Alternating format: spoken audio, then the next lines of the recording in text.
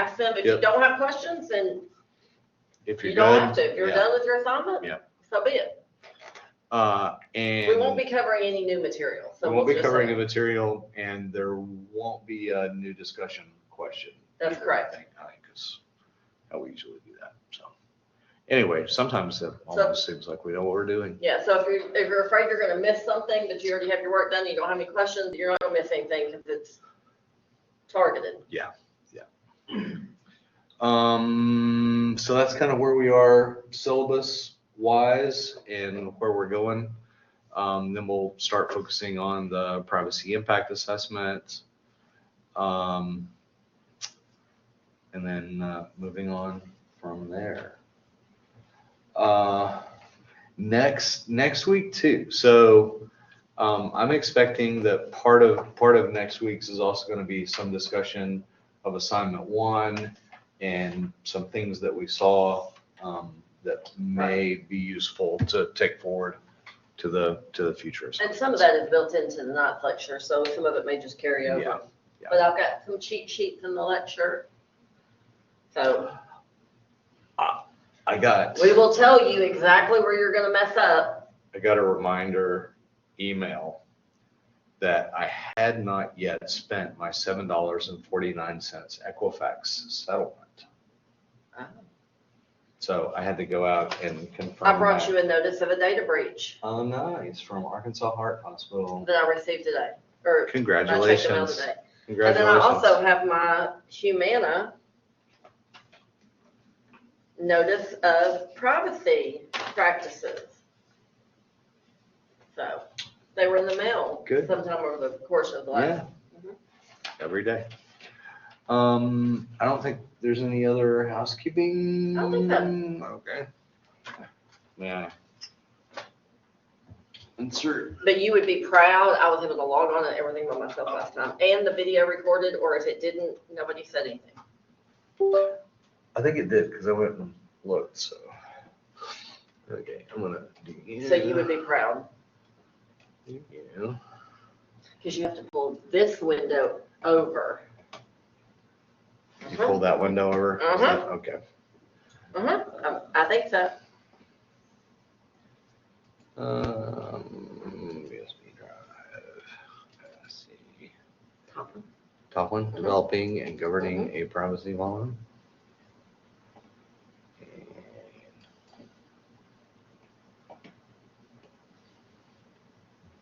Here we go. No.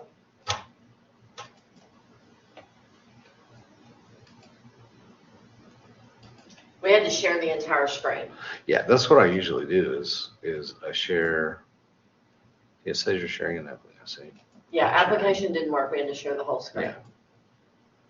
Entire screen, right there. Also share audio in case you have some cool audio in there. I do not. And there it is.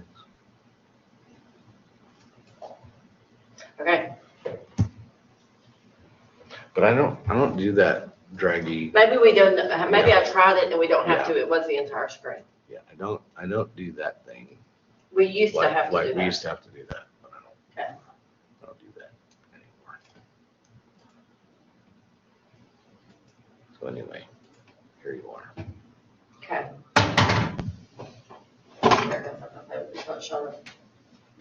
Okay, as we told you, the technology is the most difficult part of this course. Okay, so like Tim said, we're going to talk about privacy policy and privacy notices tonight, but does anybody have any questions to get started about your CPO plan or anything like that? Is that a question? No, Thomas joined. Oh, hey, Thomas. Okay, so I will scan these for you. Like I say, today I checked my mail for the first time in, I don't know, 3 weeks. My mailbox is full of all kinds of stuff, including a notice of data breach that my information was involved. We regret to inform you that on March 5th, we learned that an unauthorized third party gained access to and obtained data related to some of our patients. While investigating the incident, we learned there was no unauthorized access to our systems, but rather we confirmed data was maintained by our electronic health record vendor, and the vendor determined through an investigation that at least as early as January, an unauthorized third party gained access to personal health information on their legacy system.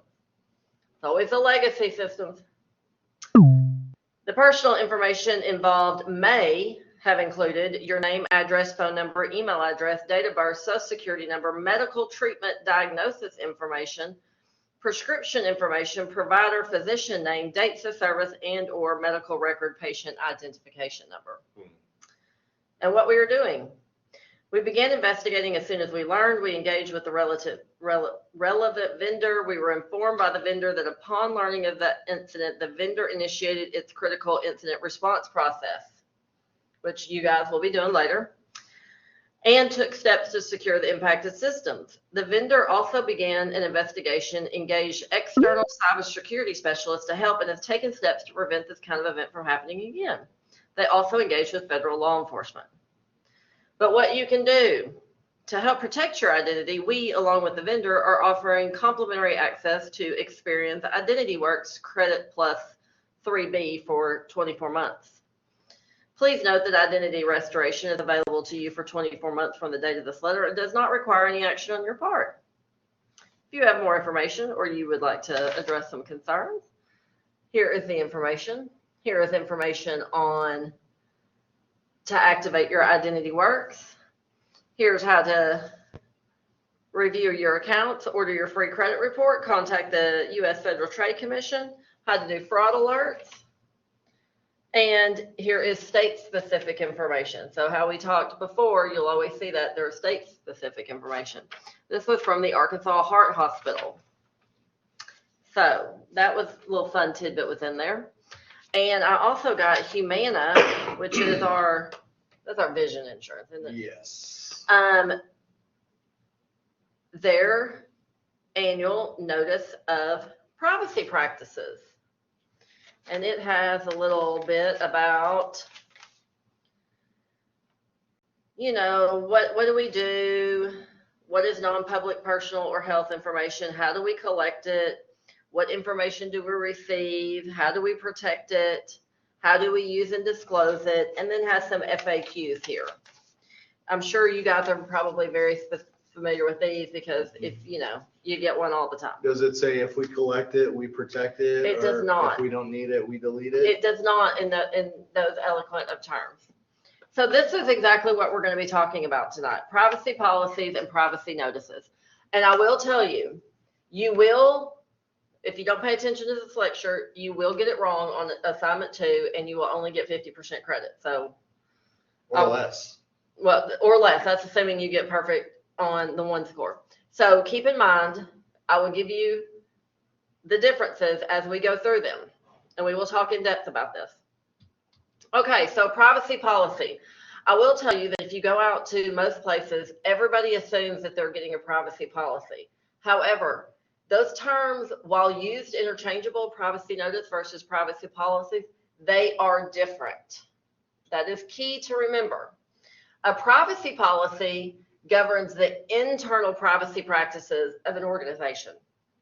It's a high-level policy that supports whatever your security and privacy standards are, and that how they support the vision and mission of your organization. It is what a company does. So how does UALR protect your privacy? How do they protect their data? Does everybody have access to every student? Or does, Dr. Pierce only have access to students in her class or in her program or things of that nature? Or can somebody over in the, Gym. In the gym, yes, can they access your information? Even though they don't, you don't have a class with them or things like that. It is how an organization does their data. This may be things like, we have access controls. We have need to know information. We make all of our employees sign a confidentiality agreement, or we do background checks on all of our employees. Any combination of those above. It includes a purpose, like why are we doing this and what does it protect, what the risk and responsibilities are, and the compliance. These could be compliance such as you are going to get fired if you do not comply with these. You can be written up. You can lose your position, and your right to be able to get access. The risk and responsibilities, it assigns those, like who is in charge of this? If you have a question, who do you go to? Do you go to the HR director? Do you go to the privacy officer? Do you consult your legal counsel? Can you bring it to anybody in that chain? It assigns those roles, like we have an incident. What happened? Who do you know? Like just say you came into work one day and or recognized that somebody had gotten in your files in your office. Or you came into work and you noticed that the HR record closet was unlocked. Don't know that anything was taken or viewed, but it was unlocked, which is against your organization's policy, right? Because it says these records have to be locked up. So somebody left the door open. Could have been the cleaning crew, could have been somebody else, could have been an innocent thing. But what do you do? Who do you notify? Your policies should tell you those things. And when you notify them, what do they do? Just like in this one. We notified the vendor who initiated its critical incident response process. So the vendor got notified, hey, there was an issue, so they did their critical response, not just we're going to investigate. So there's different levels, but how do you know what to do? This basically, this is think of it like your employee handbook, all the stuff that's in there, all those policies about how you should behave and how you should act and things of that nature. So a key difference is the policy is an internally facing document that sets out how your business handles personal information. Your privacy notice, which is what most people are accustomed to, is an externally facing that tells customers and others what you do. That is this notice of privacy practices I received here. What information do we collect?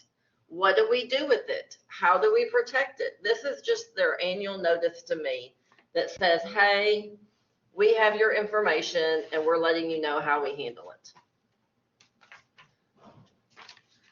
So that's going to be key to remember, because your assignment 2 is going to ask you to draft a privacy policy and a privacy notice.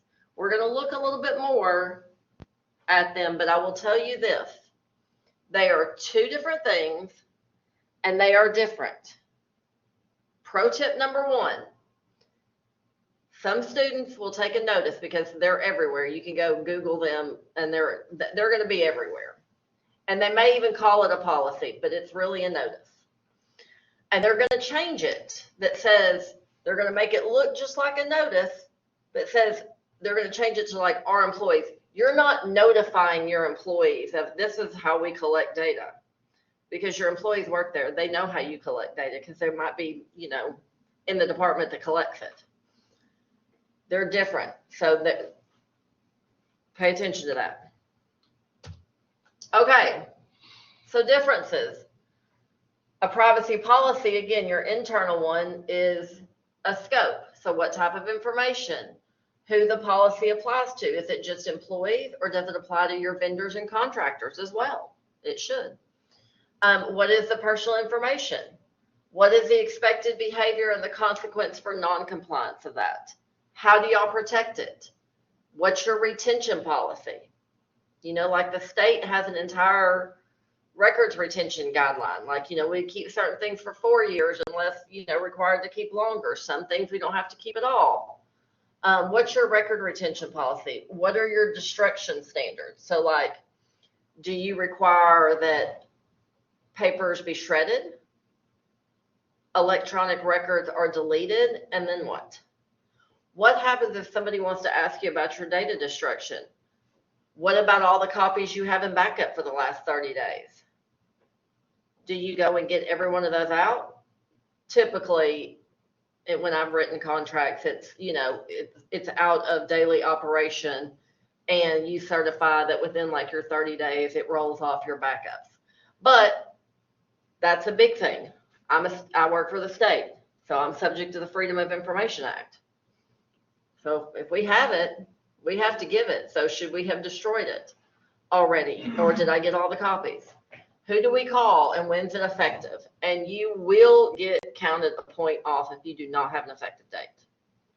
So pro tip number 2, add an effective date.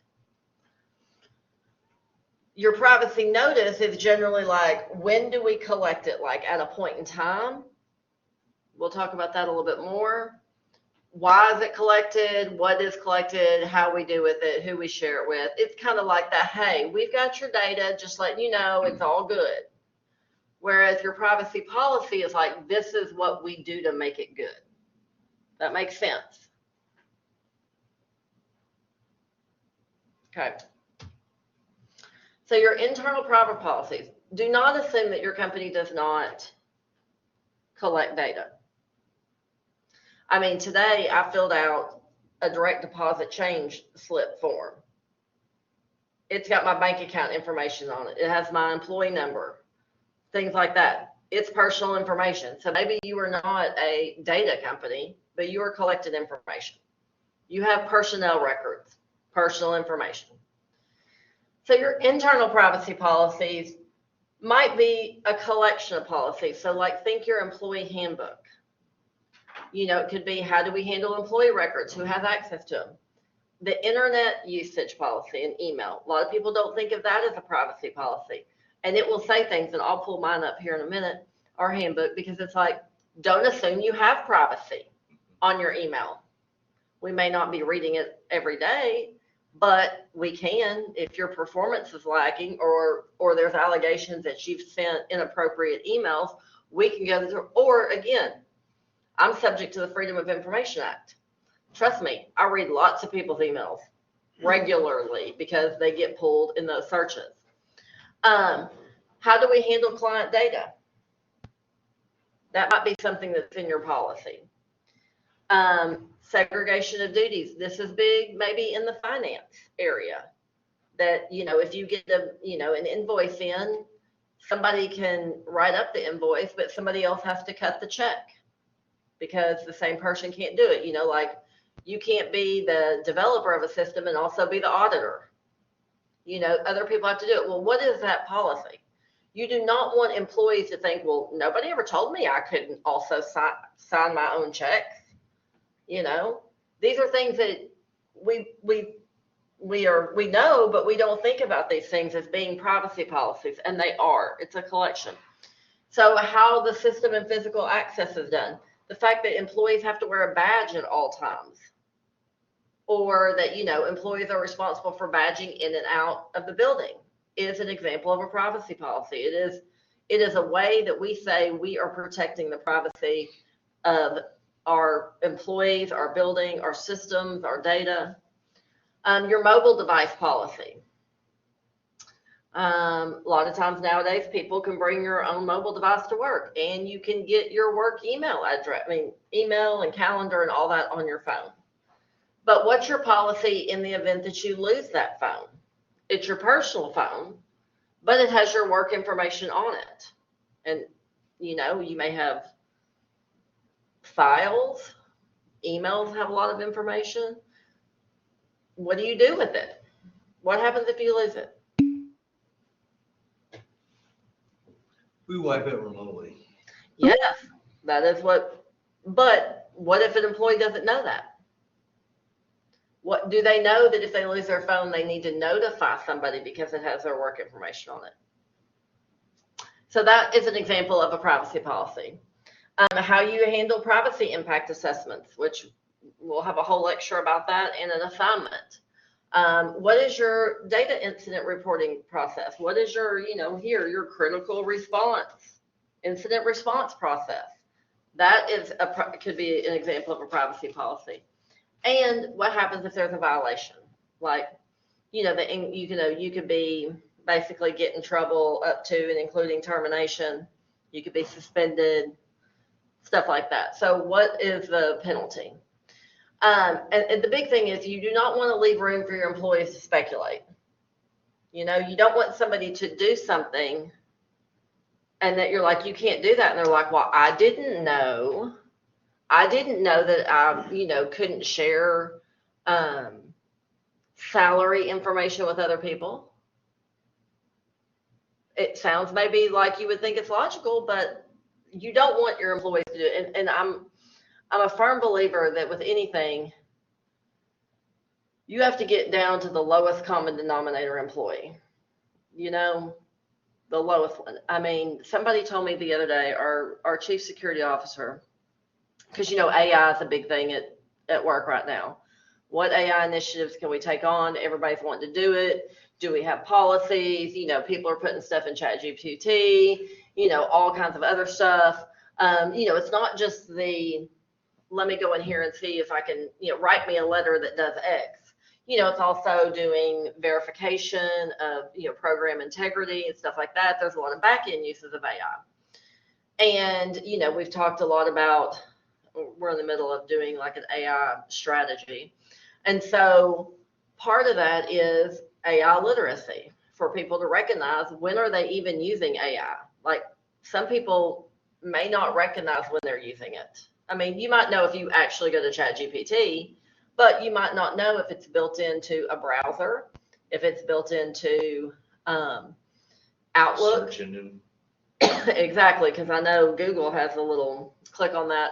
But one, AI literacy, recognize that.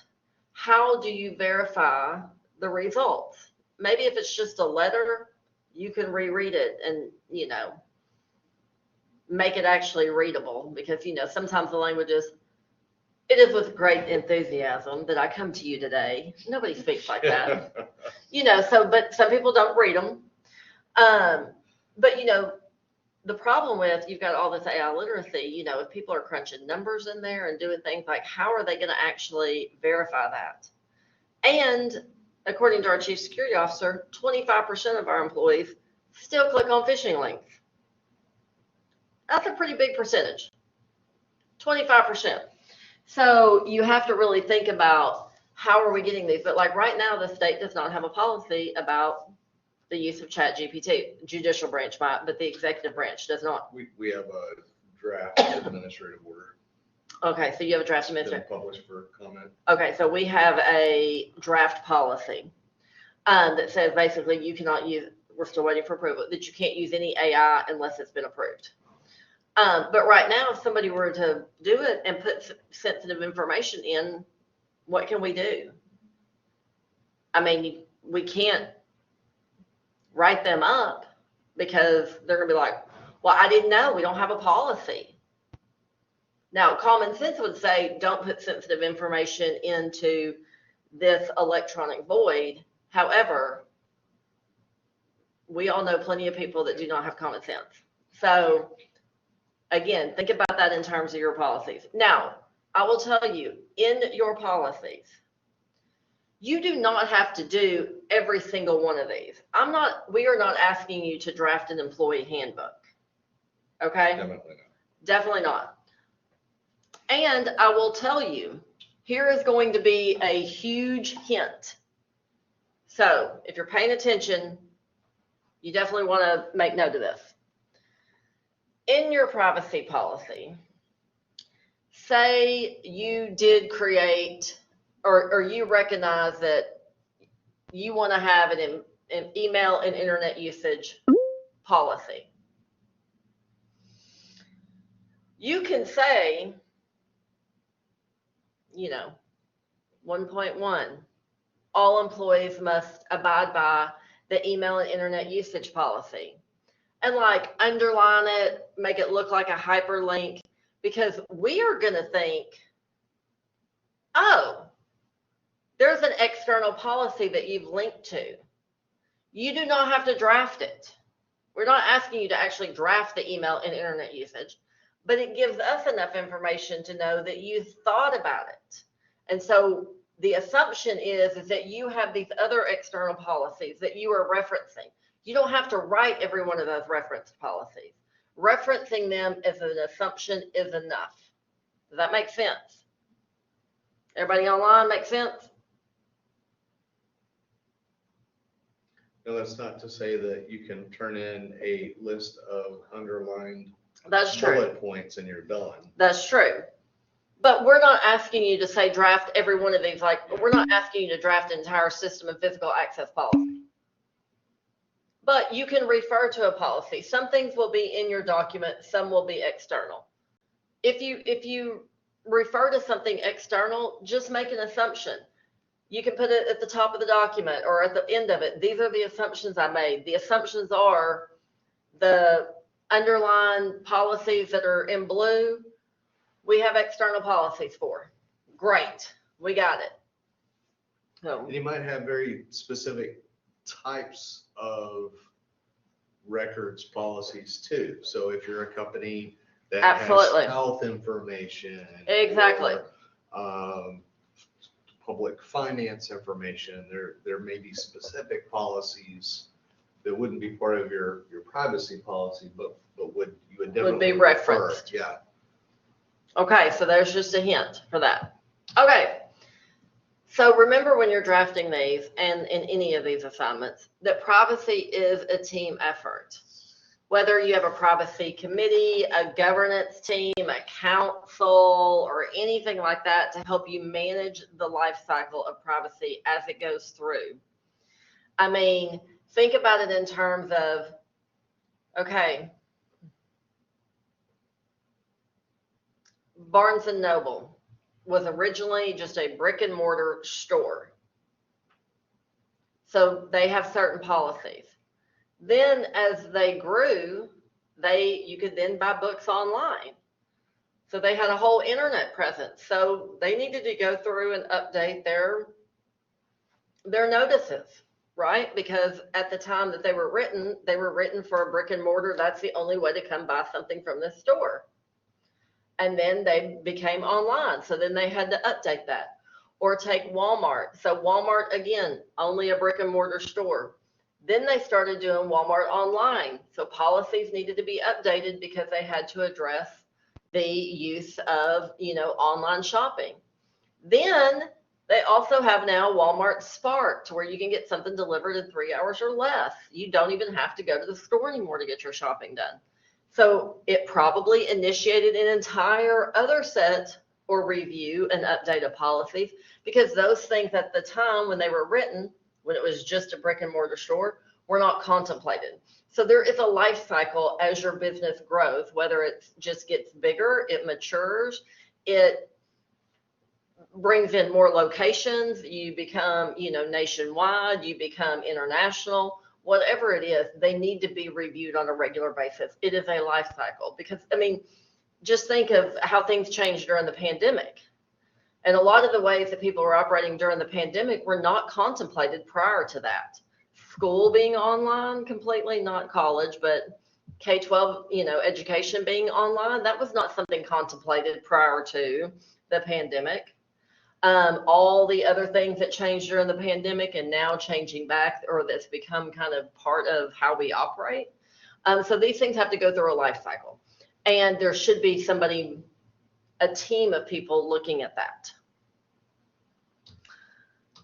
And employee training employees need to be trained, whether it's once a year privacy training, whether it's periodic, little modules of different types of privacy training, whatever the case is, employees need to be trained on a regular basis. They need to be done at onboarding, once a year, on their anniversary date, whatever it is. Okay, so we talked about this. Policies are living documents. They adapt based on the needs of the organization over time. Regulatory, the legal requirements change, practices change in the industry, what's acceptable, what's not, new tools, like just say for AI. So AI, of course, now is everywhere. So what if, and I don't know, we were probably using some type of weird machine language in learning anyways, or it used to be, you want to buy a house. So there used to be the underwriter who would get your entire credit file and look at it and determine whether or not you were worthy of, you know, the $250,000 loan to buy this house.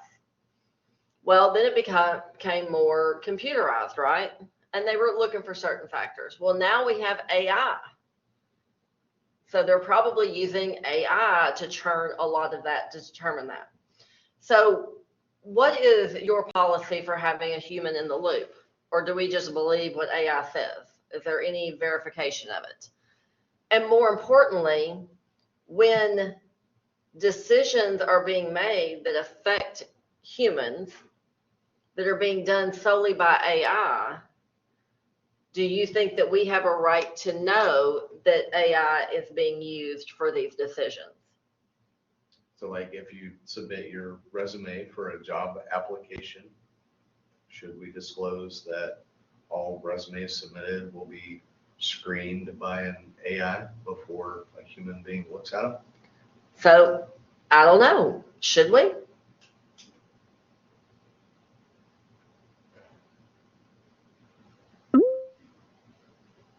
Yes. Yeah, it's already happening.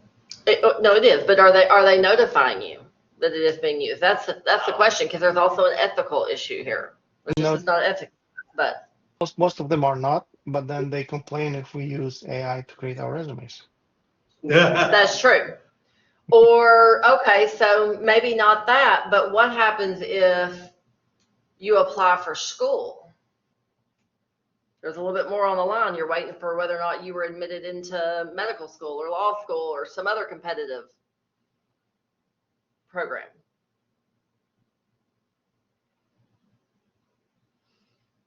What about if you've applied for food stamps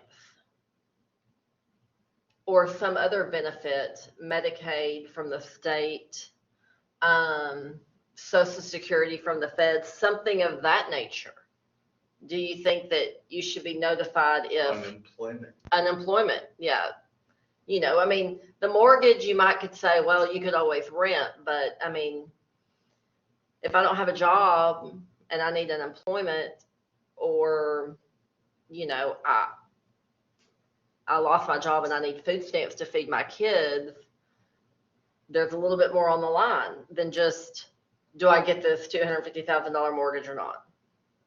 So these are things you have to think about when it comes to that. And these are not things that were generally contemplated in your original notices and policies 5 years ago, or really probably even 2 or 3 years ago. So that's why these are living documents. It's not just a once and done. What if an attorney analyzed if you had to go talk to an attorney about something, you got a problem with your neighbor or whatever, and they take their notes and then have an AI do an analysis. Is it worth my time to take your case? That's right. I don't know. Because that's going to be happening if it isn't already. I'm sure it is. The big firms are certainly doing that.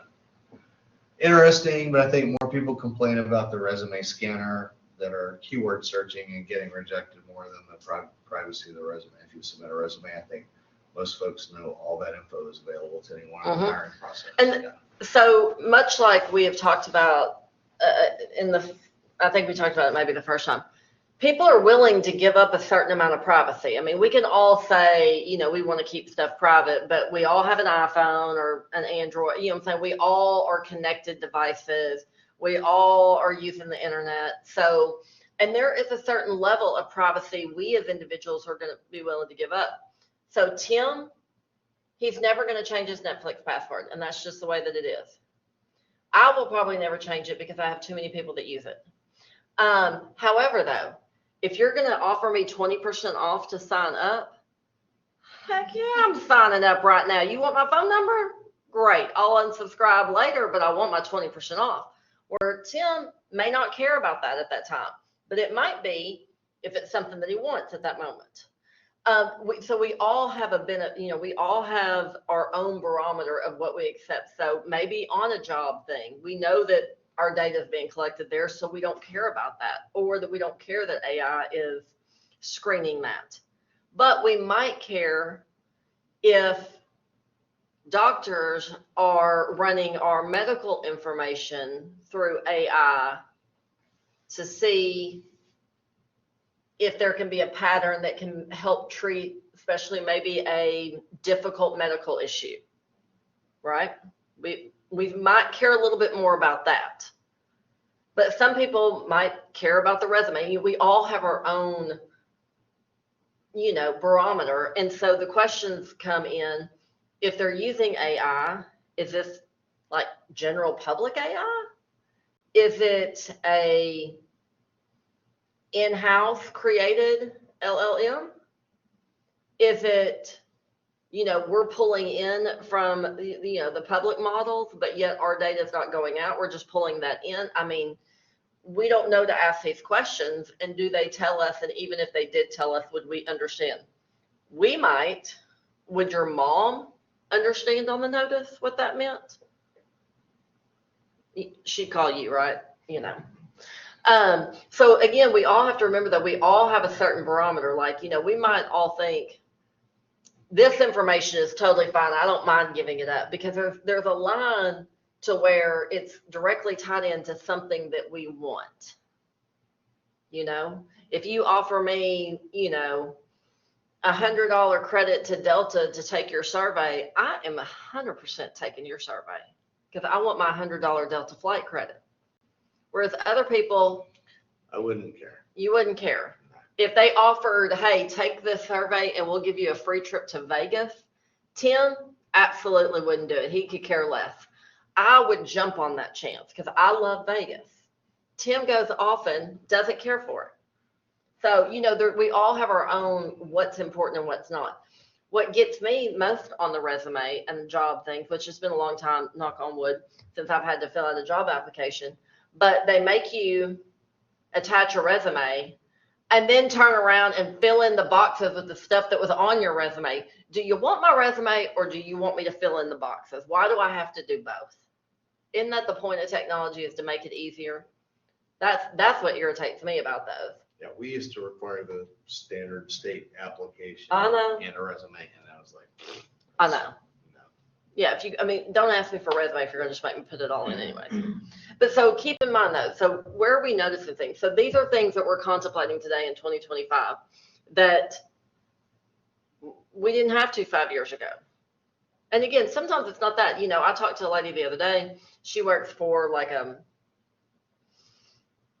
it's a plumbing and other like supply house, and they've got 10 locations across the country, and they're using AI for like the call center. So, okay, so people give information, but it's like certain things to direct, and that may be okay. We don't feel as ethically involved in that. But if your health insurance is using the AI to Make a decisions, make a decision about whether or not you're going to pay my health insurance claim, because we care about that. So keep those things in mind. Okay, let's switch to the notice. The private. That's different from a policy. That's correct. Do I now? Sorry, I had a question on the previous slide. If we could, yeah. So my question is that if policies are living documents, and I understand why, but isn't that a problem in itself? Because they keep changing quietly, and we get notified maybe retroactively like that. Hey, we have started using AI, where that was not in the beginning in that policy, right? So I guess the question is, how do we overcome that when we share some data and they were told, this is what we collect, this is how we use it, and then all of a sudden they misuse that trust. And Well, I know and that's the point. Yeah. And I know that, for example, there has been an FTC bulletin that says that most of the AI companies have done that.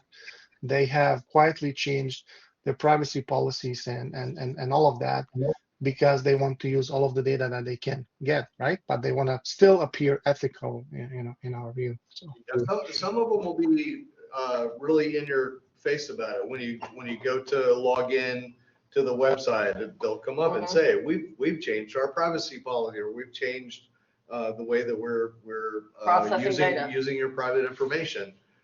Click here to read it and accept, or log out and go away. Right, and there is often to where, again, when you log in and you have to affirmatively say, I accept these updated policies. Now, again, if you're already using a system, people become, used to it, engaged with it, married to some system that, like if Netflix all of a sudden changed something, am I going to give up Netflix? Probably not. It's the only streaming service that has, the no commercials and really streams the best. Hulu has American. But there's not an easy way to back out of that. For example, if Netflix said every time you watch Netflix, we're gonna turn on your webcam and watch you, I think most people would say, I want to opt out of that and I want to delete my account. Right, and if they do that, then you have the right to cancel that service. And this is where we start getting into, we're already doing some of that, like my mortgage company. I get my annual privacy, and this is another reason why it's important to have an effective date on your privacy policy and your privacy notices. Again, does that solve the issue? No, but it does say when things were updated. But so like my mortgage, I have a mortgage with Chase Bank. They collect my data just because they hold my mortgage. They have the right to, I don't know that they sell, but share my information with their affiliates. And I don't have a choice except for I can choose not to have a mortgage with Chase. Now, I do get the ability to opt out of them sharing information with third parties. But again, I have to affirmatively opt out from that. But again, the flip side of it is I can choose not to have a mortgage. So when I go sign all those documents, you can read every single one of them, and you can choose not to go through with getting that mortgage if you want. So again, that's where our barometer comes in. Do we want this house, or do I want to deal with their, third party information, their affiliates having my data? So with Netflix, if it comes up, and generally on things like that are like radically changing, like even the things of like, next month your bill is going up by $15. You have to affirmatively, in your face, accept that. The flip side is you can choose to cancel your service. But as more and more AI comes into the decision-making process, I think you'll start to see more and more notices as far as how we are making these decisions. Because if anything, that is from an ethical standpoint, there is going to be a huge, much like the internet and, cell phones, and especially when we all start having the iPhone in our pocket, the pendulum swings one way, all the way open. And then there's a backlash of like, no, this is too much information. And then the pendulum starts swinging back. And that's probably what's going to happen with AI, because there is just going to be this just broad swath of everybody using it and for everything. But there is going to be an ethical responsibility in there that is going to have to pull something back. And that is why, one, is changing so rapidly, but there is a lot of push for an ethical use, having human in the loop for making those decisions. It's one thing if they're just using AI to, verify their IP addresses so they can cut down on account sharing, which I think they might be doing that, because my dad's iPad the other day came up with, we noticed you're not on the network. Mm-hmm. So I was like, Dad, you've got 2 weeks. You got to come over to my house and log on to my Wi-Fi on your iPad to keep it going, because otherwise it'll just give you like the I'm traveling button. So it's one thing if they're doing that, but if they did say something about the webcam, that is something that is an ethical use that I think the backlash would be too great for them to not be in your face about it. Now, whether or not people choose to read the notice is a whole other story. And that's what's important. That's a great point. Yeah, the other thing too is the ability to analyze viewing behaviors, right, to possibly identify fraudulent use of their service. And they're already doing that, because I mean, in the sense of like, we've noticed you've watched this, let me recommend these shows. What were you gonna Well, just on the same note, like, so, because they are living documents and there is an update that there's these policies. Let's say I've been doing business with Netflix for a decade, right? And then they change their privacy policy and say, hey, we're gonna now use your viewing history to do X, Y, and Z and do all these other things. Would that retroactively apply to my history, or would that be from that moment on? And a lot of it's gonna be how they put that in there. And how do we see that handled? Because, I mean, these companies have collected data on a lot of us for decades. And that's why it's important to read the full notice, because it should tell you how they're handling it and what data is included. And what, if any, you can opt out of. And the laws impacting the degree to which their notice can be effective towards retroactive Right. or previously collected data is going to vary. It'll depend on the nature of. It'll depend on what it is, yeah. So, but that's why it's important. But I mean, how many people, let's be honest, how many people read the notices? Well, I mean, that's the issue with a lot of these discussions is like, I know I know what our behaviors are like. Right. And so do these companies. And so a lot of this just seems like theater. But it is, but the deal is though, they are legally required to tell you. So, again, you're not legally required to read it, but it's a buyer beware. You know, you could, I mean, nobody reads a fine print when they buy a vehicle. And we've been doing it, I mean, all we've done is now modernized it in electronic, you know, format now, but we've been doing it for years. Nobody sits and reads I mean, who knows what I agreed to in my mortgage? They're like, sign here, here, initial here, here, here, sign here, and I'm just like, here you go, here's my checkbook, whatever.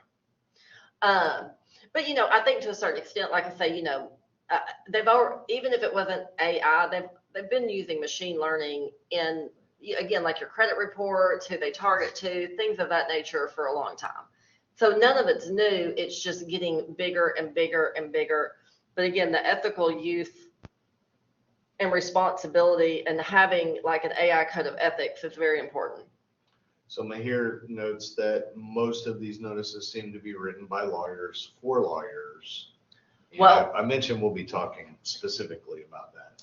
right. And we talked about that like 2 weeks ago, that the GLB, they were requiring these notices for financial practices. And the question was, is anybody reading these? So there was this huge push to make them more simple. And I've got an example of one in the next couple slides.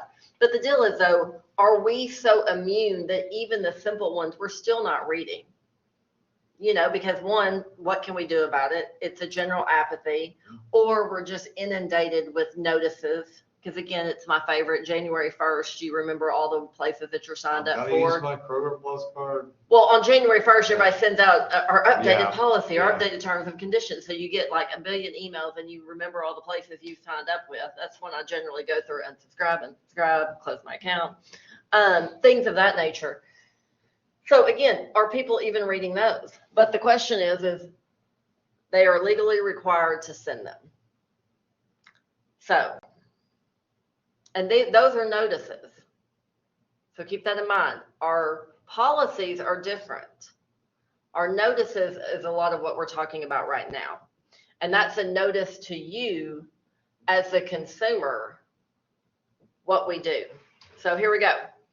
So the privacy notice is an external statement to current or potential customers or users.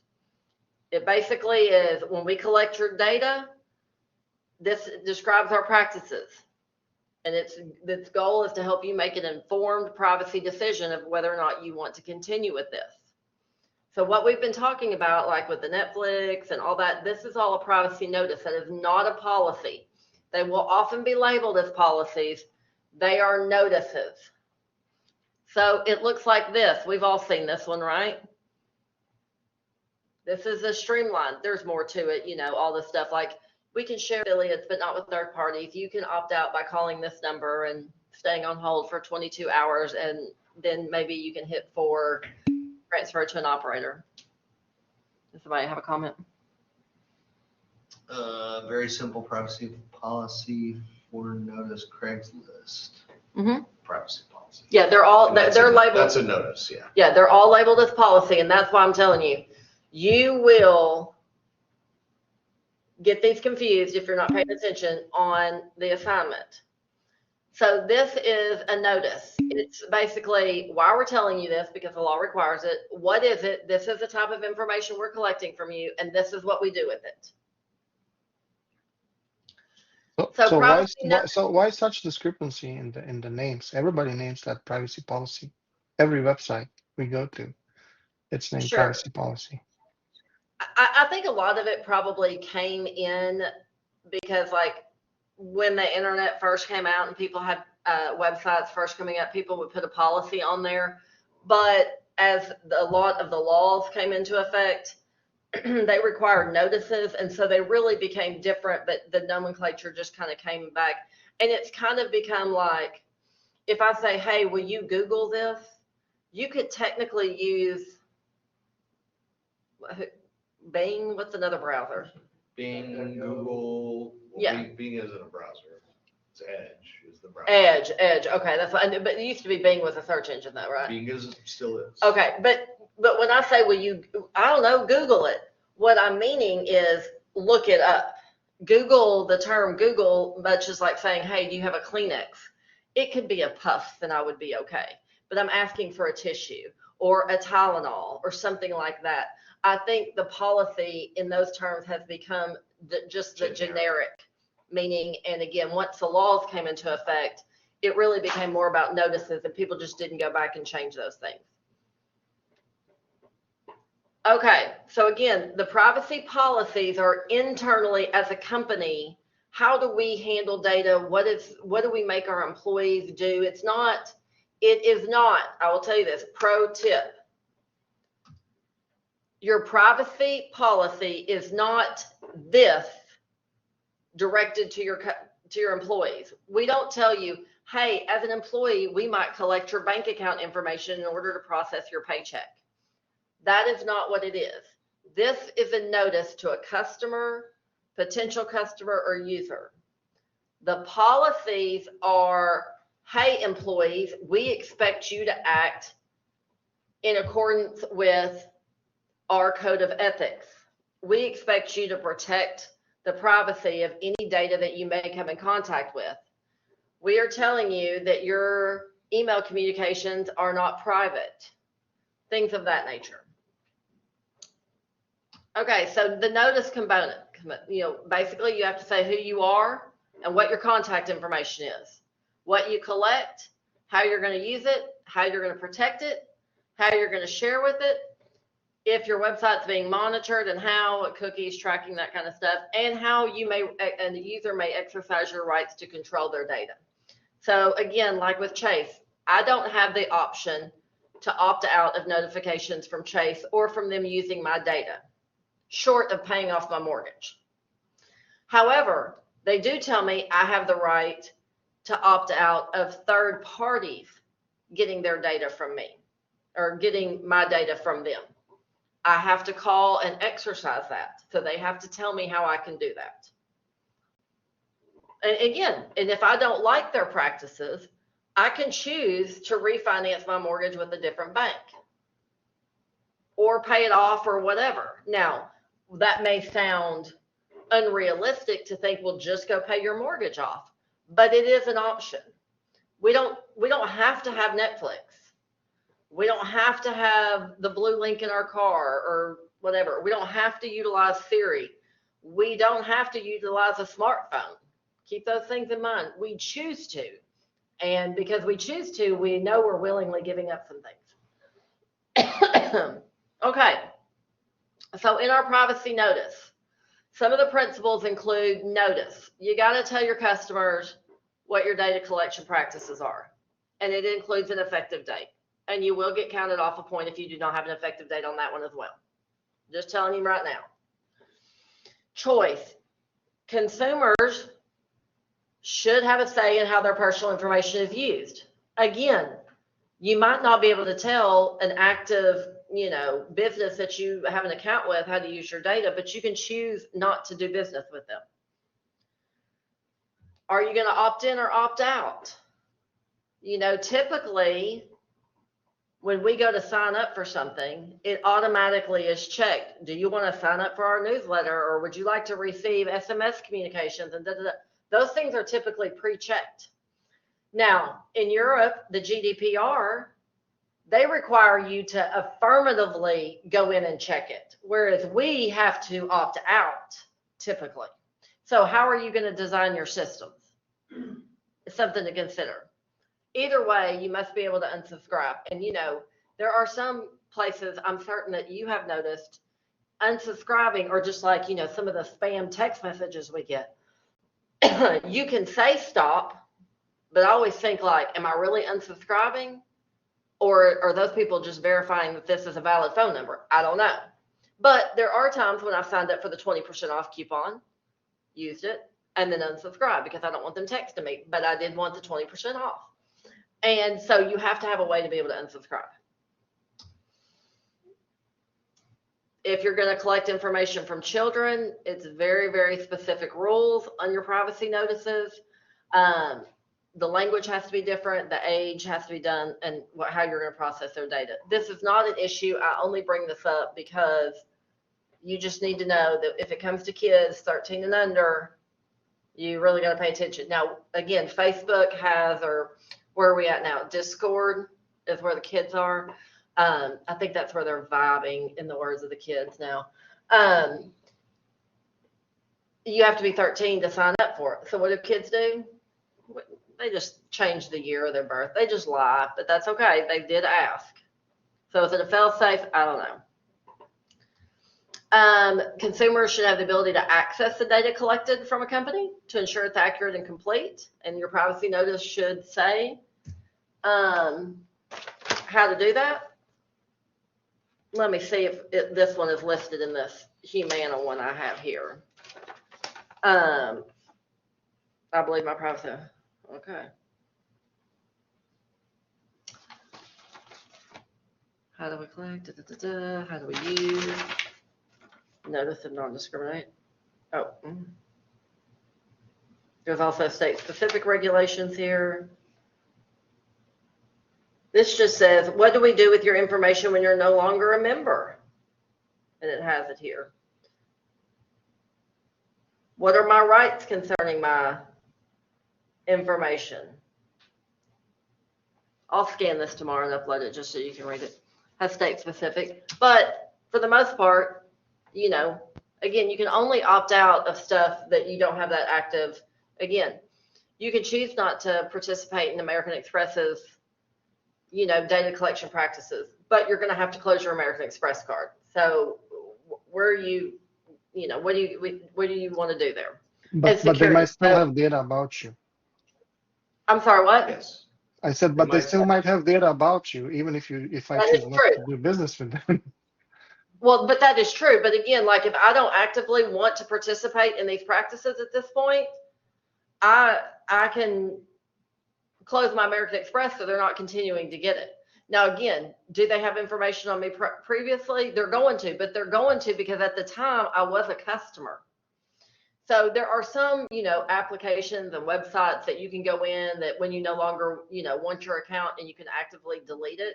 Sometimes that's very difficult to do on some. I don't know if y'all have had that experience.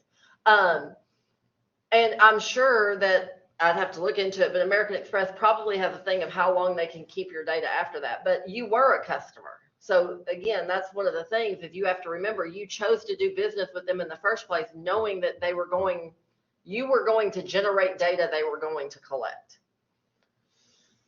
But businesses must take reasonable steps to protect data and have a process for deleting it. So here in my Humana, it actually says, what do we do with your information when you're no longer a member? Your information may continue to be used for purposes described in this notice. This includes when you do not obtain coverage through us. So I'm no longer a member, but it says after the required legal retention period, we destroy the information following strict procedures to maintain the confidentiality. So this is insurance, and there is a legal requirement for them to hold that insurance for so long because it may have to come back and be audited and things of that nature. Same thing in the financial industry. So with like American Express, A, you were a customer, and B, there is a legal requirement. But at some point, it does eventually get deleted. Okay. And they're going to have enforcement measures. So notices should offer a simple way for them to address privacy concerns. Again, in this one, it says, I believe my privacy has been violated. What do? It tells me who to contact or who I may email. It also has an entire state-specific regulatory information because we did talk about California, so there's a whole section on that. You can, if you feel like you've been discriminated against, here's who you need to call. Here is the Office of Civil Rights. You can call them. California members may do here.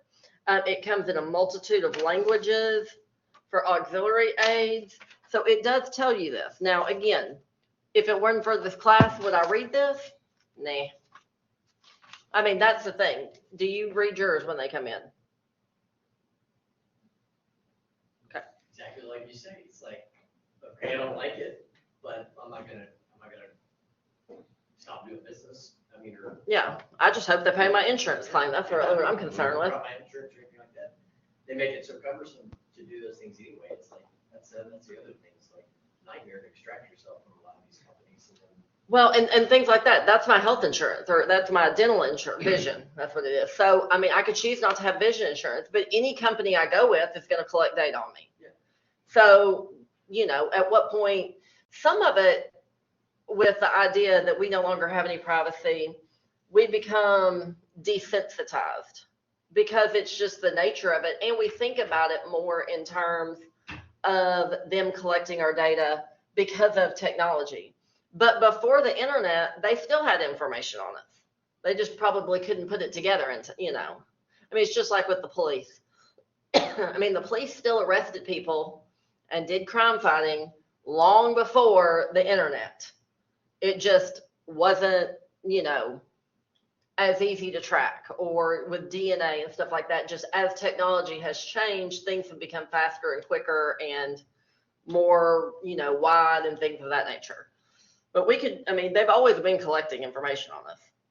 I mean, I remember I worked at Dillard's corporate office back 100 years ago, and they still owned the Dillard's National Bank at that time. And there was an entire warehouse of, you know, when you used to have to go slide your credit card slip on the carbon paper, and they kept They those. have no idea what you're talking about. No, yeah, it probably doesn't. You know, I don't know if anybody online remembers the carbon paper credit card little swipers where it took the imprint of your number. Look, Google it. Yeah, Google it. Or you may Bing it. When he did this. But those were kept in a warehouse somewhere. Now, again, whether or not that data was useful because there was no way to like mine it and things of that nature, but the data was still being kept. Okay, so let's talk about some design challenges when it comes to notices. You want to consider your audience and how the users view it. Some websites that you may go to or apps are going to be much more in depth. You know, like if you go out to, you know, your Google account, which has, you know, forms and sheets and, you know, your email and all kinds of other apps, you know, your LM, I mean, all that stuff, you're going to have a lot more that you may be collecting versus, you know, if I'm Barnes and Noble, which nobody, I can't remember the last time I bought a book at Barnes and Noble, but still. But if you're Barnes and Noble, you're going to be collecting information because I may be making a purchase versus, you know, are you, like if you log on to my newspaper account, you know, it doesn't even have my credit card information on there. So if your credit card expires, you still have to call them. But, you know, so there's going to be less in the system. So a lot of it's going to depend on what are you collecting and doing. But you can do a layered approach where you allow the users to click on a section to read more, like how many times have you gone to sign up for something, and at the end of, you know, certain sections, there's little question marks, and if you click it, it tells you about it. There's links there for IBM and Chase that they both do that. There's a just-in-time collection, which California prefers that. You can use icons or symbols. Those are kind of going a little bit more by the wayside, or they're kind of very specific industries, or you could have a whole privacy dashboard. So here's a just-in-time collection. There's a little thing at the email address. We use your email address as part of allowing access to your account in order to provide you with details to our products. Please follow this link for more information. So you can choose to go out there and it'll have their entire privacy notice practice online, but it tells you at the time you're collecting it, not after. So choose whether or not you want to continue to go forward. The Digital Advertising Alliance uses this symbol. This is primarily used in, it's a Canadian nonprofit, so it's not really widely used, but this symbol is like, here's another old reference, the Good Housekeeping seal of approval. You know, it's a symbol that says, you know, or like when you go to a browser, the lock icon tells you, you know, that it's secure, things of that nature. This is something that just says, hey, we all abide by this certain compliance when it comes to. So you don't have to go read their privacy notices. You know, just by this symbol alone that they participate in certain practices. Or if you've got Google, there's an entire privacy dashboard. But again, Google's going to be a lot different because there's a lot going on in Google versus this one. I don't remember what that was for, but it was, you know, a simple logon. Whereas Google, you're doing a lot more with it. I mean, it's got my personal information. It's got, you know, my payments. It's got my email, all kinds of stuff. All right, my goodness. Well, we got 6 more slides left, Tim. Oh, no. I know. Okay. Cheat sheets. Here we go. This is where you really need to pay attention, or go back and pay attention later. Either way. Your privacy policy. It is an internal document that outlines how you handle and process information. Let me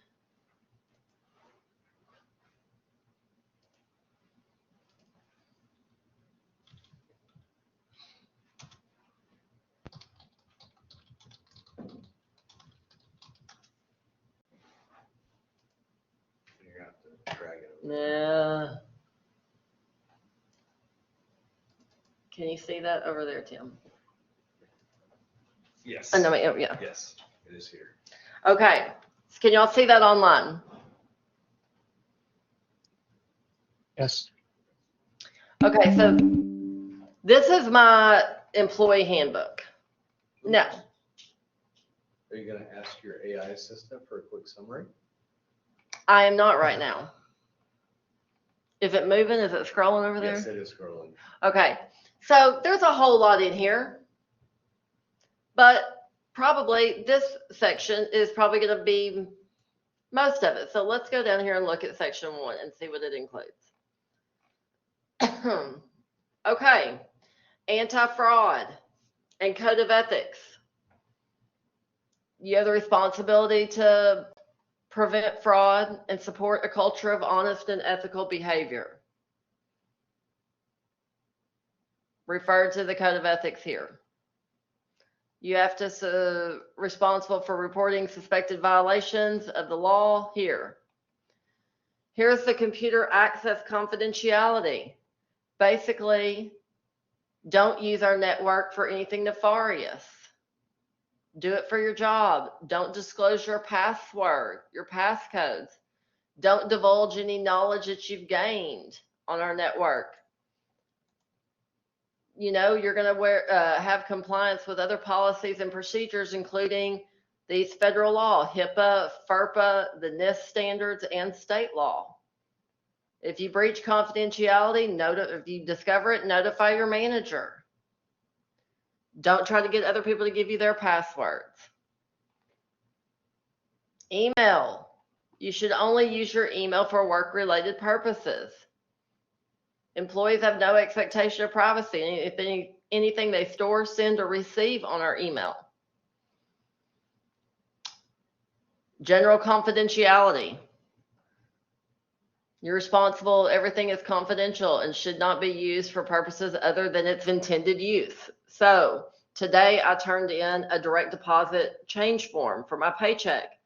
They should not, our HR department should not use that for any other purpose other than to change my pay structure.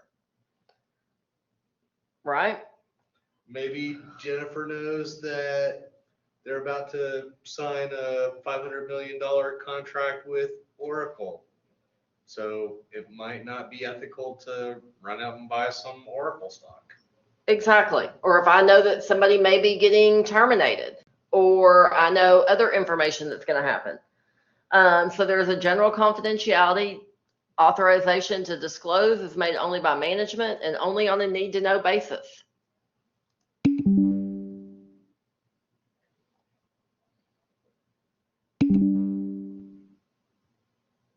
Even though this isn't the privacy policy, can we get a copy of this handbook?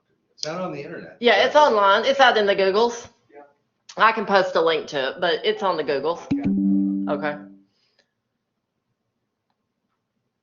So information and technology is essential and valuable.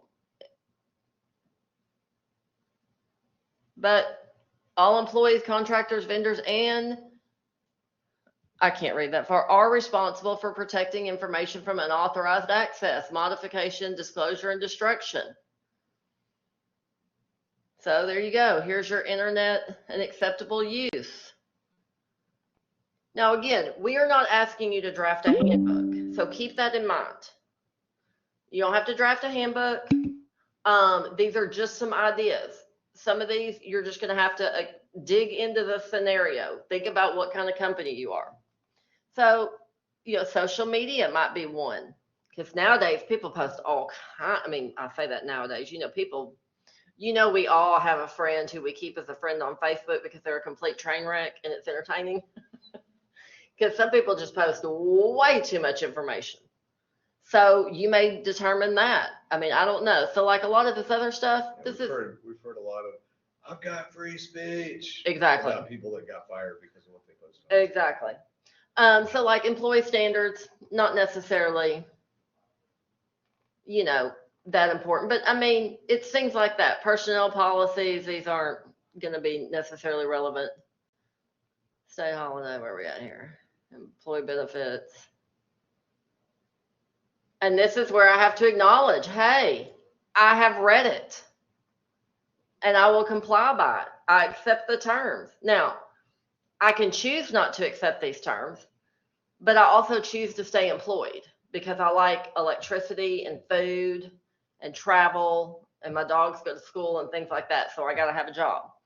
So I choose to stay employed. So I have to abide by these. So these are just some ideas of what a policy is. And I point this out in the handbook because people want to give me a notice that just is like, hey, employees, I'm notifying you of how I'm using your data. And that is not a privacy policy. The privacy policies are generally a collection of practices. And it's going to depend on, again, the nature of your business and how sophisticated things are. But, like if you are a bricklayer, I guess that would be a mason, right? Then, maybe you're not collecting this type of, your notices are small because maybe you don't even have a website. You're not taking credit card payments, or you do and you've got a processor. But, if you are, I don't know, say a large company like, Quantum, that's technology based, might be a little different. Okay, let's go back to here. Okay, so there's your cheat sheet on what a privacy policy is, and here's your privacy notice cheat sheet. Here are the differences. Privacy policies are for internal stakeholders. Notices are telling external customers, the audience. The privacy policy guides are internal handling practices. Like, again, it's on a need to know basis. Employees must wear their badge, things like that. Notices tell you how your data is being used and what your rights are. So policies are more detailed and technical. Notices are concise, user-friendly, who, what, how, why. And they're both important. Now, I did ChatGPT. Actually, I think I might have Gemini'd it. I said, what's the difference between a privacy policy and a privacy notice? And this was, I think this was Gemini's response. The notice is public facing, external. Its purpose is to inform customers, visitors, and other individuals how their personal data is collected, used, shared, da, da, da. It's designed to be concise, easy to understand, and readily accessible. So that was already in our. It's a legal requirement for many data privacy laws. The policy, though, is internal.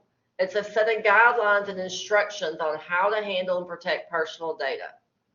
It outlines our internal procedures, our data handling practices, security protocols, like in the event of a suspected incident, you should contact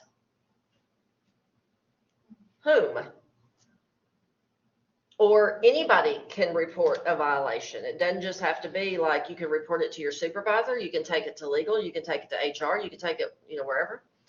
The policies are not necessarily a legal requirement, but it's important to demonstrate how we use our data to ensure consistent, compliant practices across the company.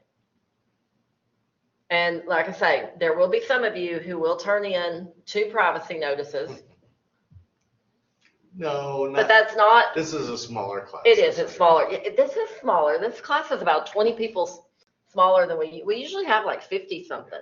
And I think it's like 30. It's just under 30. Yeah, so our grading should go quick. We're pretty quick though anyways. But but if we only give out 1 A in the class, it's a lot harder for people to. Yeah, but they have fewer people to compete with. That's true. But that 1 A, it's always elusive. Just kidding though, for anybody who is not paying attention. 1 in 28 instead of 1 in 50. That's true. But usually we give out 1 per every 25. But just kidding, we give all A's if you earned it. Okay. But yeah, that's what the Gemini said. That's what the AI said. Questions? So I have a question regarding our assignment. Okay. Yeah, I think Robin already asked that, but so I understand that we have to create a privacy policy and then a privacy notice for enterprise web services, which is part of Quantum Leap. Is that correct? Yes. Okay. All right. Thank you. That's it. Now, again, for your assignments, we intentionally do not give you all the information. So you can make assumptions. Like just say you want to assume that we have other policies already drafted. Like we already have a complete incident response plan drafted. Just tell us, like I say, at the top of the page, list your assumptions at the bottom of the page. So when you refer to it in your document that says, in the event of an incident, we will implement the incident security, incident response plan or whatever you name it. Because we know that tells us that you considered it, 1, and you get the point for the fact that you considered it. We're not asking you to draft that. 1, that's a whole other assignment. But whatever your assumptions are, just tell us. You can just tell us what you assume. Trying to think of what might be some other assumptions, like the other policies that are being drafted. You can assume that these are drafts and not your final policies. They're going through review. You can assume it's the first policy or not. You can assume that you have a privacy governance team that has reviewed all this and signed off. You can do whatever your assumptions are, just tell us and then you can work from that. So if you have to fill in the blanks on a fact or a detail, or you want to fill in the blanks on a fact or detail, just tell us that you assumed X, Y, and Z, and then we go with it. And we're at the point, both the assignment that was due today and all of the other assignments that you're submitting, it is so important that you tailor your submission to those circumstances. You are the CPO That is correct. for Quantum Leap. Mhm. And we've seen people that turned in like a generic, it could be a generic notice. Those are dry cleaners. Yeah, I mean, and I think Jennifer mentioned they've even had the wrong company name on them. They copied them and didn't even change the company name, which is at graduate level work, that's pretty. And keep in mind, on the privacy notices, if you went out and pulled 10 different people's notices, they are somewhat generic. Okay, so there's only so much you can say about those, but just think about it. If you are collecting financial information and data like that, it's going to be different than if you're collecting health information. So you need to have some tailoring. Now, if you want to mention GDPR, you do not have to do any analysis or find the whole full notice, because we aren't grading you on that. Just mention for residents of the European Union, you'll follow GDPR. You can say for residents of California, we follow the CCPA. You don't have to do anything else on analyzing those, because you're not going to get any extra points for them, because that's not what this class is. Just having it simply listed tells us that you at least thought there might be, the GDPR may be implicated. There's a question about the due date, and I'm updating that now. My due dates may be wrong. No, the due date is correct. Privacy policy due September 24th. I thought I checked them today. But. Is it wrong in the Dropbox? Well, the actual assessment due date is wrong in the thing, so I'll have to edit. No, where? In the Dropbox? Yeah, inside. Oh, okay. Inside. So I'll fix that. It's 9/24. Yes. So your first assignment was due today, so hopefully you got that turned in. The privacy policy assignment 2 is due by 2 weeks from today. If you want to work as a partner, which we talked about last week, if you want to work as a partner, you have to tell us by next week. If you don't want to, that's fine, but if you do, for the partner? Oh, no, for the private, you said the privacy policy. Is that not 2 weeks? Man, we're giving them a lot of time. Who designed this syllabus? I don't know. I expect some good work then. Can I ask a question? I know for the CPO plan, you said that most of us will get a good grade, but for the feedback, could you be real thorough about it? Because I'm worried that I'm not detailed enough, in my discussions in my maybe first assignment, and it'll help me with creating the privacy policy. Okay, who is that speaking? Jerica. Okay. Yeah, so, okay, on the first assignment, the feedback is kind of one of those things if you just have something out there, we generally go with it. The first assignment is not on the future assignments, we will give you a little bit more feedback. And as far as on the discussion questions, I know I don't know exactly how Tim does it, but I know for me, if I'm not giving you full credit, I'll give you feedback as to the reason why. If you get full credit, you're good. But if I score you a 1, a 0, a 1, or a 2, then we will at least give you some feedback why. And on the feedback on the assignments, like I say, the assignment 1 is it's going to be the same for everybody, the generic. You're going to talk to people, you're going to draft. So there's not as much feedback to give on that. So you either were doing it on the right track and everybody's going to get your 5 points, or if you, nobody submitted anything to us that I wouldn't give 5 points for. Some were better than others, but we will give you more detailed feedback on if you ask for it on the future assignments.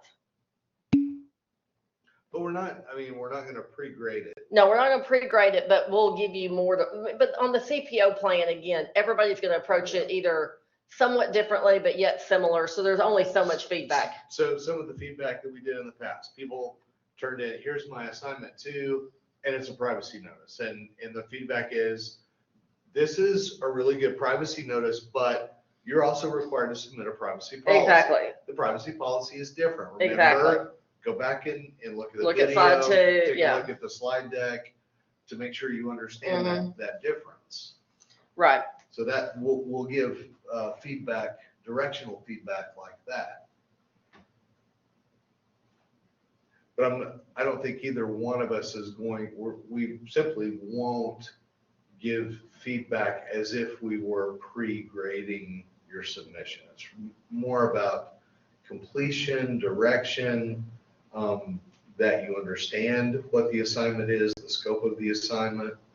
Those are the important things. And then we also have the workday coming up. Sometimes we'll get some very specific questions in. It's like, do you think I need to include a section on this? Right. And I will say, I know that there was a few of you who sent us the CPO plan, and that's usually how it is. There's only a few of you that do. You would probably get faster response if you email Tim and I rather than messaging us through Blackboard. Because I have a tendency to be more on email than I would be logging into Blackboard. Yeah. I mean, you can send it in Blackboard, but you will probably get a faster response if you email, and our email addresses are in the syllabus. Copy both of us or send it to both of us, because some days I can jump on them quicker than Tim can, or vice versa, but that way you have a better chance of getting quicker feedback.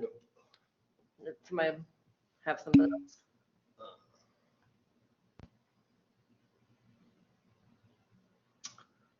Is there an expectation on how long the privacy policy needs to be? If it's anything less than 142 pages, it's probably really good. Yep. If it's anything more than 5 or 10 pages, it's probably not.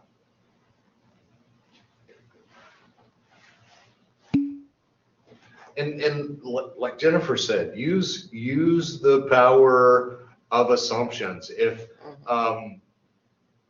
every company is going to have some internal policy on how human resources handles employee information. HR is collecting all kinds of employee information, and they're going to have policies about that. I would never, for this assignment, write the HR Handbook. policy No. or the HR handbook, but I'm going to say the HR policy applies to all employee information, private information that's managed in the HR department. So I'm going to do that external reference and assume that they've got that policy. For another, I was trying to think of some ideas of some assumptions. Just say you want to assume that your company has an unlimited budget for privacy matters, or your company has data incident insurance. You can list that as an assumption, so that way if you refer to it later in the document, I know that you know what you're talking about, versus I went and found a copy of somebody else's policy online and it sounded good and I don't know what it is, but I left it in there. So I was looking back at some old emails. Somebody sent me an email, or sent us an email last year. It says, please see the attached. Now, keep in mind, they had a whole different scenario. But he says, I used Tesla, General Motors, and BYD, which I don't know what that is, as the structure, and built an amalgamation that is tailored. Amalgamation, yeah, I need glasses. That is tailored to the assignment. Please let me know your thoughts. I had way too much free time to work on this assignment due to work changes. Be aware that I use Grammarly to wordsmith. Now, this assignment was fantastic. I mean, you could always keep adding to things, but I looked at it and I was like, and I said, this looks good, but be sure to list all your sources before you submit, because I didn't really have any more feedback. Somebody else says, okay, I'm trying to get to, another student submitted and said he's built out the scaffolding for the assignment. I decided to forgo the details related to the company. This was equipment and software security, due to readability, blah, blah, blah, blah, blah, blah. And, we said there's some very good and on-point sections, but remember the assignment also includes the requirement of a privacy notice for relevant websites. I wouldn't include the data breach procedure or only reference it to the external data breach incident response plan because you're going to create that later. Did I miss a reference to training? Overall, it's a good start and keep it focused on the facts. So things like that. So that's the kind of feedback you'll get from us. I mean, sometimes we just, short of like nitpicking, you put a comma here, or did you think about this one obscure thing that it took, Google's entire legal team to come up with? That's fine. And I will tell you, you could go out there and get like Google notices and stuff like that. We are not grading you on how sophisticated your writing can be. Tim and I would much rather you turn something in that is thoughtful in your own work, even if it's less polished. I mean, obviously spell check, but even if it's less polished, because Google has an entire team and practically an unlimited budget for that kind of stuff. You do not. So if you just write something in there that says, we recognize like, if you have California residents, and then just say California residents will be, we will, for California residents, we will follow the California Consumer Privacy Act, period. I'm fine with that. I mean, you could spend the effort to go out there and get all the stuff about the CCPA and put this whole half a page notice in, but you're not going to get any more points. And all I'm going to know is that you know how to go out there and copy that. So you're not going to get extra points for it. But just a simple line is unsophisticated necessarily, but it tells me you thought about it. Because again, this is not how well you can go out and copy. And this is the exact point in the semester to where y'all think, or maybe not y'all, other students think, I can just go out there and get this online and just slap it in. It is not a matter of whether or not you can find one, because they're out there. All of this is out there. It is whether or not you understand the scenario enough to know what kind of company, like what data we've included, what you don't have, what you need, and to be able, can you synthesize that information into a policy? So keep that in mind. We don't expect you to be like this massive billion-dollar company sophistication. I would much rather see something that is authentic and your work than I would, and even if it's less polished. We don't grade you necessarily. I mean, again, do your basic spell check, but we don't grade you on sentence structure or how well you can write. We don't grade you on English, particularly if it's not your first language. We don't grade on that. More it's the idea of, did you think about these? Like, was there, like, this scenario doesn't have anything to do with children, but just say it was questionable. Just say instead of quantum, you were the CPO for a company that the division of YouTube Kids. There was YouTube Kids. Like, just say you work for YouTube. That's a perfect example. Well, kids are going to use YouTube, right? So, we just want you to think like, okay, kids under 13, there's YouTube Kids, we're Toys R Us or whatever the case is. We might encounter, kids. So how are we going to, ding, ding, ding. There needs to be something in there about how we would apply with COPA. That one does not apply to this scenario. I'll tell you that. So you don't have to put anything in there. But we just want you to mainly, like, did you think about it? Like, did you think employees will be trained yearly on, or, must undergo privacy training yearly? I mean, if you put that in there, great. Does that help? References. Yes, and references. Absolutely. You must disclose the sources that you used. Including if you use ChatGPT, Gemini AI, or any other AI tool, you have to list the prompts that you used to generate your information. We don't care if it's an APA format or, Just can we get to it to Yeah. have a look? I mean, exactly. You just have to put the links of stuff that you used. And we do Would it be that. acceptable to just even link up like chat transcript? That's fine. I mean, of a specific prompt chain? That's fine. That would be fine. That's fine. Just something that we know, because here's the thing. I mean, and you know this, I mean, I'm sure with your students. I mean, you can tell when something's been AI generated. I mean, you can tell. So you might as well just tell us, because this year we will enforce that if you do not tell us that you used AI and you used AI, you will definitely get counted off for it. So, and that's only because, again, we don't want AI to do the work. AI should be an assistive tool, not a primary.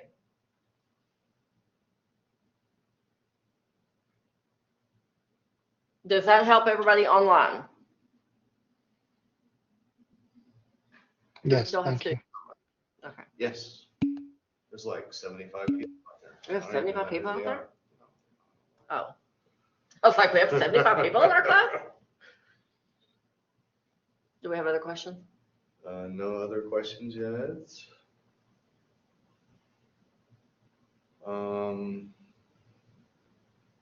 Effective date. Yes, you have to have an effective Notice, date. You will get a policy. point counted off for each effective date you do not have. And there's one for each notice and one for the policy. Resources. If you want to be creative, like on the details we don't give you, please be Yes. creative. Yeah. It makes our job much more fun when we're Yeah. reading it. And there'll be a lot of more room maybe for the creativeness in the last assignment, but you know, There's some here. you could be like, we work in a SCIF environment. We don't even allow mobile phones to be brought into the building. Yeah. It's like the students nowadays don't have a cell phone at school. We don't allow smartwatches, nothing. We've been breached before, so we don't allow anything in this building. It's a lockdown, it's jail. We don't care. I mean, have fun with it.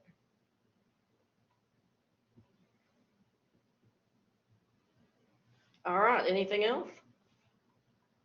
Just to confirm, the privacy policy is much, lengthier than the notice, right? Is there Typical. like a range, a number range No, for the, I for the mean, purpose of this assignment? No, there's not. I mean, because some people might, again, they might write paragraphs about certain things. Some people might just write, there's no page limit. And I know that freaks students out. There's no page limit. There's no range. I mean, your notice is generally 2 to 3 pages at max. And that's usually if like people go out there, and there's still going to be people that go out there and copy like an entire GDPR analysis. We don't want that. You might could get the notice in a page, maybe 2. I mean, but I wouldn't expect your notice to be more than that. Your policy, a lot of it's going to just determine on what policies you think as a CPO for this company that you need. And that's going to be up to your own analysis and understanding of this company. okay. It So freaks people can out. as a new CPO, draft a privacy policy for Quantum Leap and include a privacy notice for Enterprise Web Services, EWS.com. So you're expected to write policy and notice for Quantum Leap, yes, but the privacy notice is specific to the users of EWS.com. That's correct. Does that help? There was a question online that somebody started a minute ago. That was it. Oh, okay. Oh, so I yes. have a question. So can I follow a privacy notice template, like the one that I get from, let's say, my financial institution every year, and I just want to use the same kind of outline and how it flows, but of course I'm going to write it in my own work. Is that, So yes, do I need to cite that? and you must think about the components that you're using. If a finance company's privacy notice is probably going to be very different than a public web Right. service. So you know, if you include a bunch of stuff that is completely irrelevant to the company that you're doing it for, that won't Right. help. So I think it's totally fine to use that as a starting guide. Absolutely. And again, like I say, you could put down in your references, you know, privacy notice from Chase Bank or whatever. Yes. But just like this one I've got here from Humana, if I used it to follow for this class, okay, it gives me a decent idea of like what information we collect, what do we, you know, receive from about you, how do we protect it? That stuff is fine. How do we use and disclose it? But I need to know enough about the quantum leap scenario to know that the section about what is non-public personal or health information is obviously not going to apply, or because it's not a health related company, or Unless it is. or unless it is. I don't think it is. Depends on whether you've read it or not. There's Right. a whole section in here about like, where'd it go? Oh, there's a whole section in here about like communicable diseases and all that stuff, obviously, or like under the how we use your information. One of them says to give to a coroner, medical examiner, or funeral director. Well, it's probably not going to apply in this situation. So you have to know enough about the scenario that you can use it as a guide, just like you can use anything as a guide. Mhm. It's just I touched it. It was I meant more. I meant more to use it as a kind of like as a template, how it looks, than the content. You know. 100%, 100%. Thank you.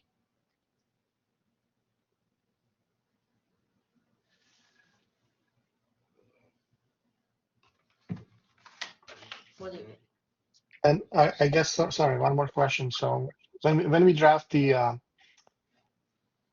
privacy notice, then do we have to mention that EWS uses third-party vendors to verify user accounts?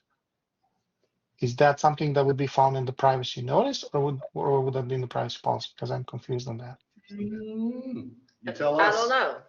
Might be both. I mean, obviously, third-party vendor management is important because, you know, Yeah, your but policy. that would be in your policy, right? But do you notify the but customers that you're using those? Do you think that you need to tell your customers that third parties may be processing their information? Yes, because third they signing up with with EWS, but the third party vendor is verifying their accounts. So do you have to Sure. notify them? Well, I mean, that's a question for you, though. I mean, You're the CPO. is that information Okay. like Yeah. Chase Bank says, I've got your information. I also share it with our affiliates, that you can opt Right. out of third parties. So, you know, Okay. is this a third party? Is it an affiliate? Do you think that you need to tell them? I mean, this data breach notice I got talks about Humana's vendor. It talks about Arkansas Heart Hospital, and their vendor, their electronic health records vendor, who has also a third party. So, I mean, you have to determine that, but is that something that you should tell your customers? All right. Okay. And I got as it. far as your Okay. policy, is that something that you should, I mean, vendor management's huge.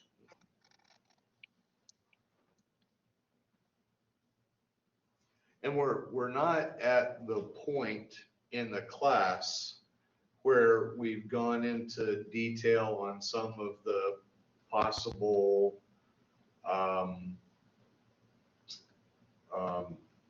legal criteria that may impact some of these things. So we're not Right. going to be grading heavily. We're not, whether or not you got it right. Yeah. But if you said our privacy is governed by HIPAA, then I'm fine with that.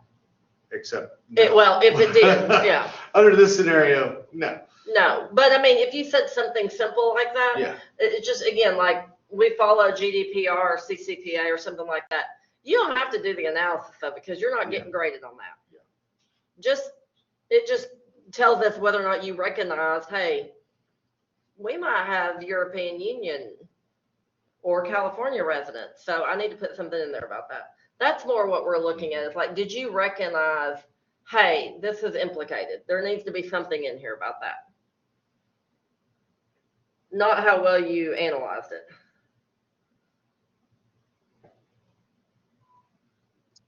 Well, it has EWS has 4,000 paid subscribers globally, so I assume it has Oh, I mean, people from all over the world. I think it's a great assumption, But where in the world? but I mean, that's the thing though, that there might be some people who don't pick up on the fact that they're global, and that could mean the EU. So maybe they don't put, and if they don't put anything in there about GDPR, then we just think you forgot and didn't recognize it. And that's why I would say you don't have to analyze it, or you can make an assumption. None of our customers are in the EU. Yeah. That's an assumption. You could say they're globally, just not the EU. Maybe they're in Antarctica. We market solely in South America. 4,000 of them. Yeah. So we want to give you guys a lot of flexibility to play with the scenario Right. too. We do hope that you'll have fun with it. Right.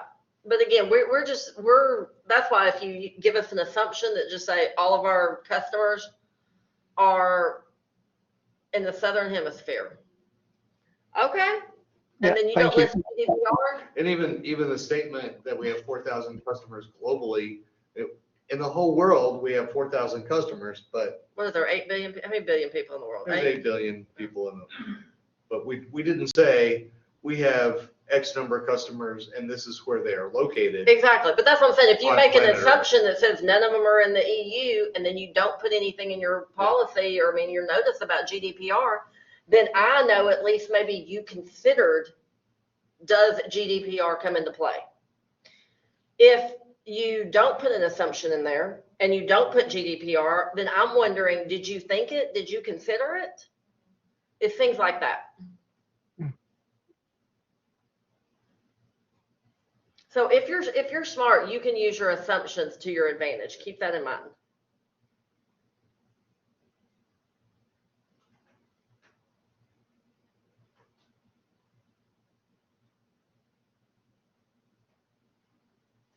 All right, any other questions?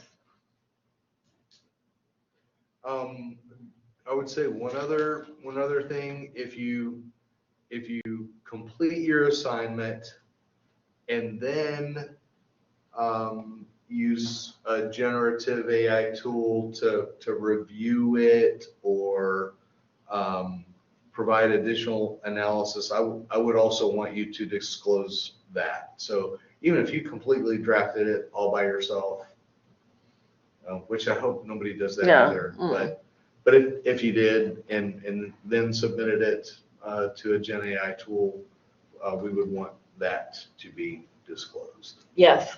Like the one person said, I use Grammarly to wordsmith it. Yeah. That's fine.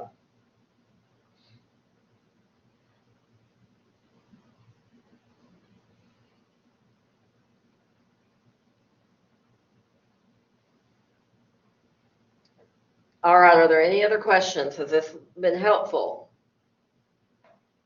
Yes. So we need to reference Grammarly if we use it. If you use it, just put it in your references,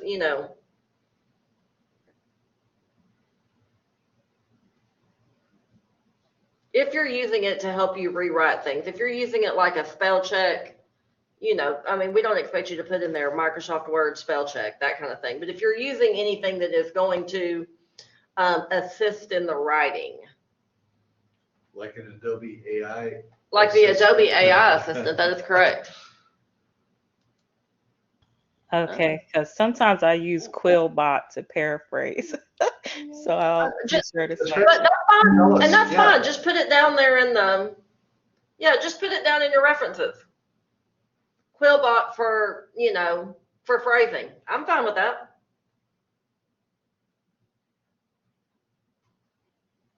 Rajesh asked any proofreading. I don't understand your question.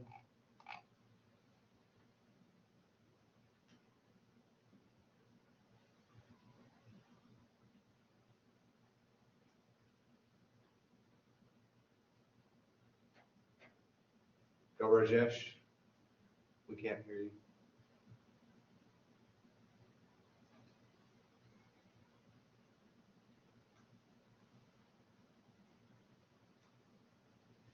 You mean like using any tool for proofreading or?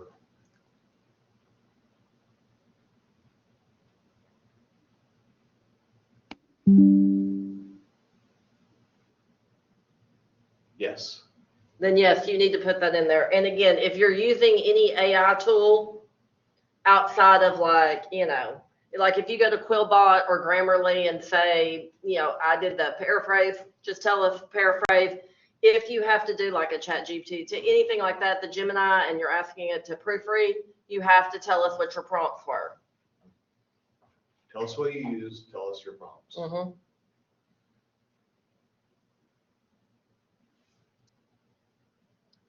Can I just maybe give one suggestions to to the instructors?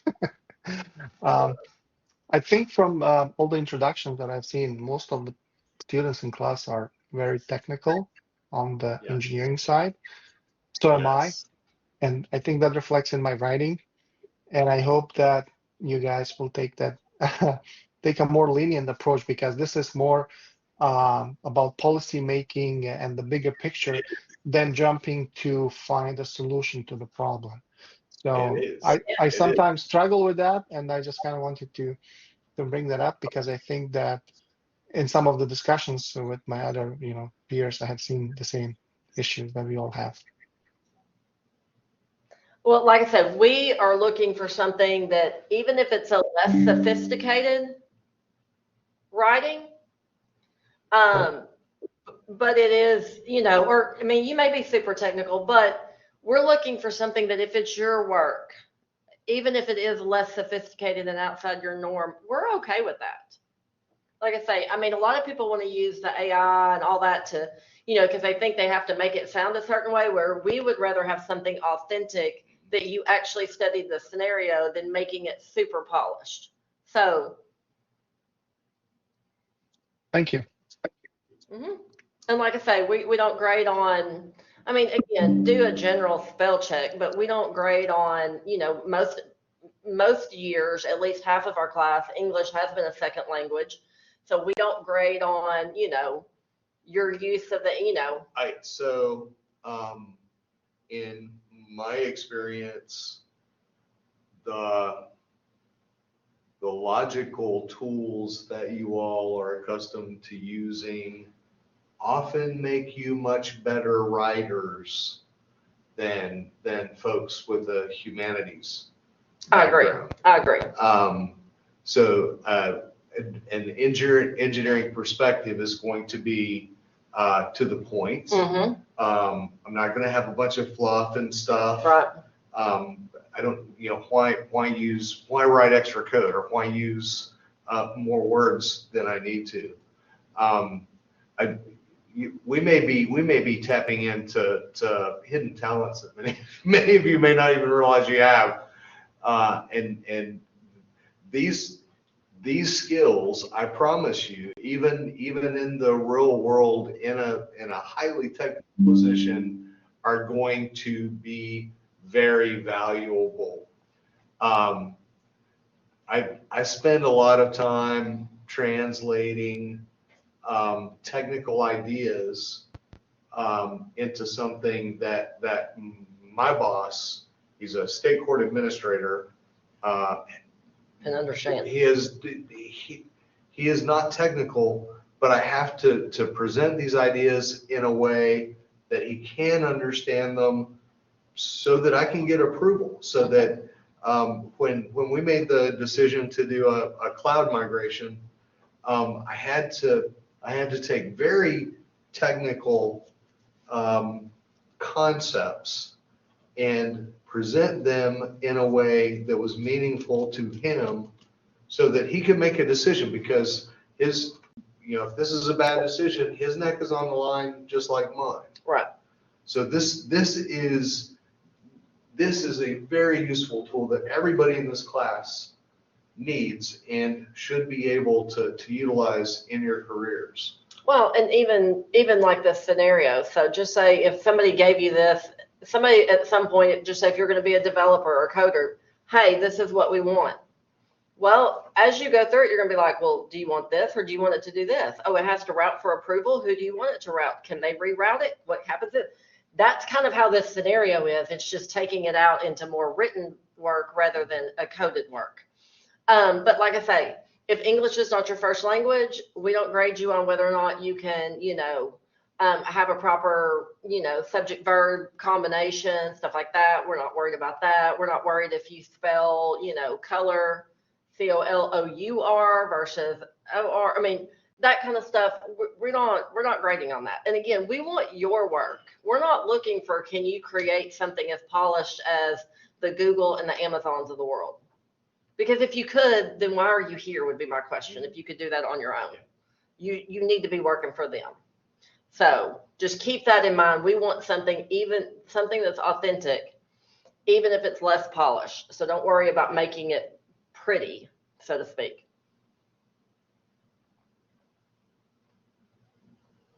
In this, I think, in addition to the sort of the stretch that you mentioned here, I think one of the biggest challenges that you all are going to face with all of these assignments is estimating the time to do a good job for your submission. So again, we've seen many, many times people think, well, I can just pull the resources and it's, this is a 2-hour job and I'm going to be done. No. You have to find those resources. You have to analyze them, synthesize them, and then create something new from those things that you're seeing. And it will take time. Please, please, please don't underestimate the time that it's going to take. And the sooner you get started and try to get it done and get it to us to get some feedback, then the better you're going to do. Mm-hmm. And we would love for everybody to send us something, and we would love for everybody to get an A. And if you get all your feedback answered and you get your assignment done, then turn it in, because by that point, while we're having a work day, you're out having a fun day. Yeah. So, like I say, we always have somebody who feels obligated because, like, I can't miss class, but they've already turned their assignment in. Please, if you have turned your assignment in, go do something fun. And if this is your idea of fun, we will have another talk about that later. But this is kind of my idea of fun because I love this class. It is, but it is, if you can't think of anything else to do on that day.